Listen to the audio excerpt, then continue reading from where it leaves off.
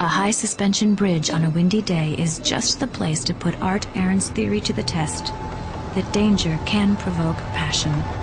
We had an attractive young woman stand on this scary bridge, and every time a young man would walk across by himself, she would stop him and say, "Excuse me."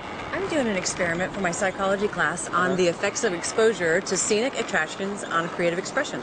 Would you mind filling out this questionnaire for me, please? Here's a pen. Almost all the men agreed to do it. After all, it was an attractive woman asking a man to do something. They didn't want to admit they were scared. And then I have a picture for you to look at.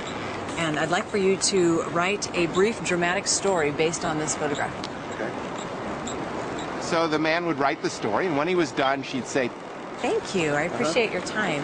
And I would love, I don't have a whole lot of time now, but I'd love to explain the experiment in more detail when I do have more time. So I'm going to give you my number, and then you can feel free to call me. It's at my hotel. Okay. So she would write her name and phone number on the edge of her little sheet, tear it off, and hand it to her. Right, great. Well, my name's Linda, so Okay. I hope you call me. Okay, Linda.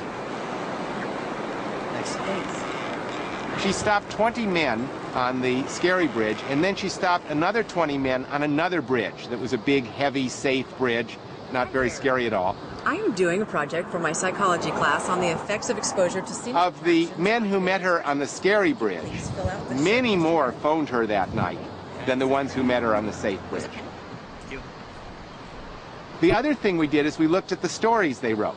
Far more romantic and sexual content when they met a woman on the scary bridge She's embarrassed because her boyfriend wants to marry her. than when they met the very same woman on the safe bridge.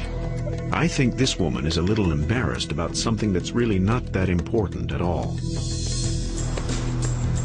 Aaron believes that when our heart is pounding in our chest, we unconsciously look for the most attractive explanation. And if an attractive person of the right sex is standing by, then we're happy to assume we've fallen in love.